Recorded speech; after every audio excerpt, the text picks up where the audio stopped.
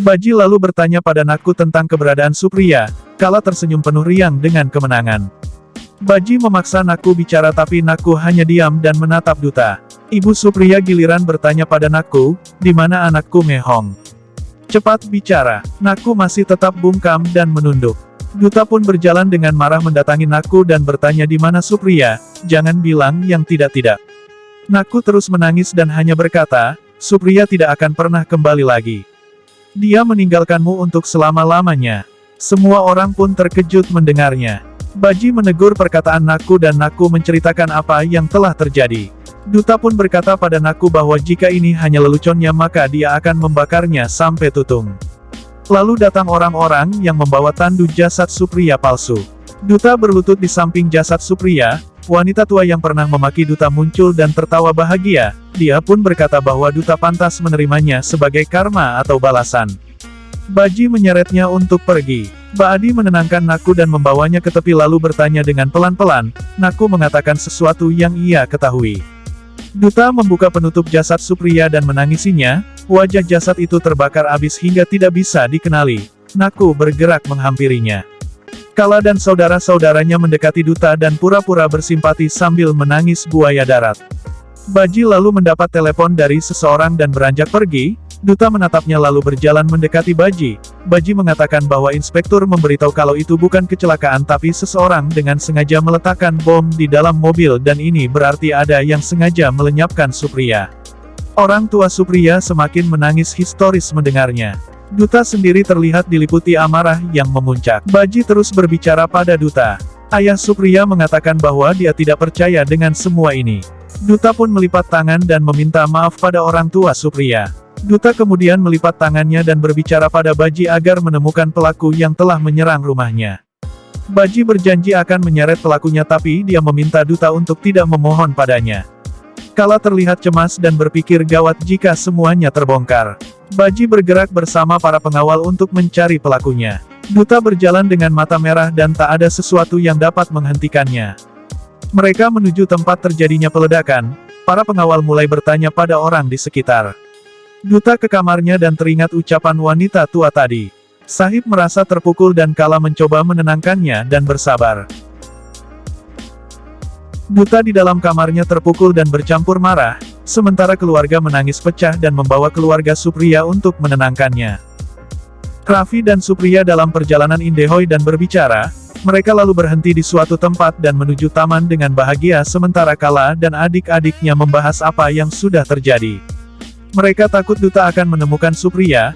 Kala berkata bahwa mereka masih punya surat Supriya yang bisa dimanfaatkan dan akan diberikan pada Duta. Kala menambahkan bahwa hati Duta pasti akan hancur saat membacanya dan semua kesalahan akan ditimpakan pada Naku. Sementara itu Naku hendak ke kamar Duta tapi pengawal Duta melarangnya masuk. Raffi dan Supriya tengah berpelukan tiba-tiba angin kencang menerpa dan Raffi mengajak Supriya pergi tapi kemudian Raffi melihat Baji dan pengawal-pengawalnya melaju di jalanan. Raffi mengajak Supriya sembunyi di balik pohon. Raffi dan Supriya melanjutkan perjalanan tapi melihat anak buah Duta memeriksa semua jalanan. Raffi pun turun dari motornya dan Supriya menjadi panik. Duta menangis teringat cintanya pada Supriya dan berteriak. Duta lalu berdiri di hadapan foto Supriya dan teringat ucapan Baji bahwa semua ini telah direncanakan. Duta menjadi emosi dan mengambil senjatanya. Raffi menelpon Kala dan memberitahu apa yang sedang terjadi dan meminta bantuannya. Kala pun memberi saran pada mereka untuk bersembunyi sementara waktu dan tanpa diduga Kishore ada di hadapan Kala. Kala terkejut. Kishore pun mencacinya. Raffi dan Supriya kembali melarikan diri.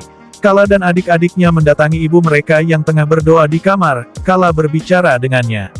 Sahib sambil menangis mengatakan bahwa ini kali kedua yang terjadi pada Duta dan Sahib meminta putri-putrinya untuk menemani Duta. Duta mengambil senjatanya dan turun ke lantai bawah. Sementara motor Raffi pun mogok dan berhenti di tengah jalan. Raffi mencoba memperbaikinya tapi mereka melihat mobil anak buah Duta dan melarikan diri. Anak buah Duta melihat motor tersebut dan berhenti untuk memeriksa. Duta memandangi jasad Supriya dan meminta maaf serta berjanji tidak akan melepaskan pelakunya. Iba-iba tangan kanan Supriya palsu menjuntai keluar. Duta melihatnya dan teringat luka sayatan Supriya. Duta pun yakin itu bukan jasad Supriya dan mengatakannya hingga membuat orang-orang terkejut. Ayah Supriya pun meneriakinya. Raffi dan Supriya masih mencoba sembunyi dan anak buah Duta menemukan potongan kalung Supriya dan membawanya lalu menelpon seseorang. Supriya pun menjadi cemas.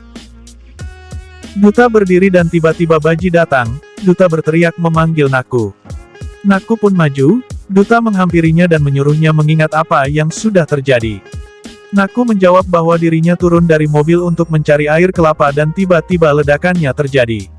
Duta lalu menunjukkan pertanda bahwa jasad itu bukan Supriya. Duta menunjukkan tangan kanan jasad tersebut yang tidak ada bekas sayatan luka seperti milik Supriya.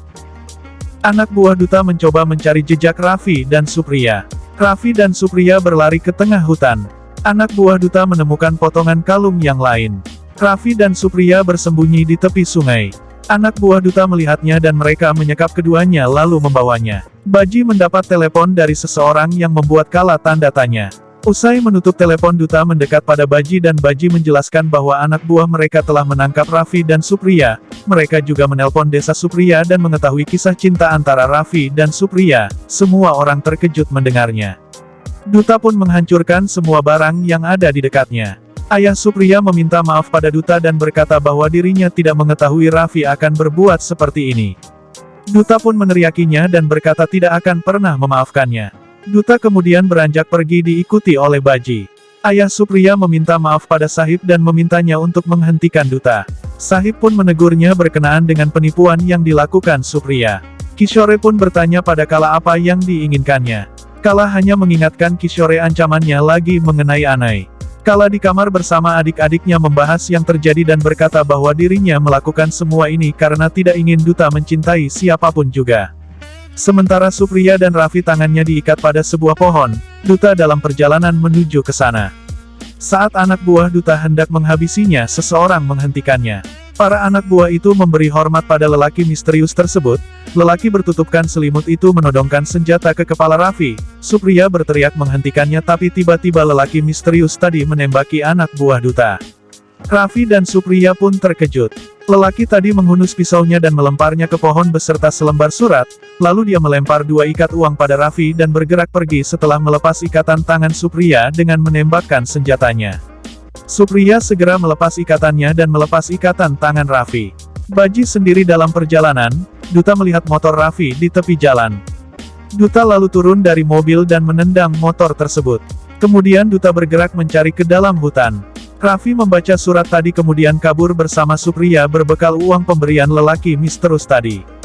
Duta tiba di tempat dan tidak melihat siapapun, dia malah melihat anak buahnya yang terkapar. Duta pun berteriak. Raffi dan Supriya mengintai dari balik pohon. Baji datang bersama anak buah yang lain. Duta melepas gelang pemberian Supriya dan membuangnya. Baji lalu mengajaknya pergi dan berkata bahwa mereka pasti akan menemukan Raffi dan Supriya. Kala dan adik-adiknya menunggu dengan cemas di dalam kamar. Lelaki misterius mengirim pesan kemudian membuang kartunya. Kala membaca pesan tersebut dan merasa lega karena Raffi dan Supriya sudah berhasil kabur. Kala lalu memberitahu kedua adiknya bahwa inilah saatnya mengeluarkan surat Supriya ke hadapan Duta. Bersambung. Nantikan cerita selanjutnya. Terima kasih dan hatur nuhun telah setia menontonnya. Silahkan tinggalkan jejak yang sopan di kolom komentar biar menjadi cantik.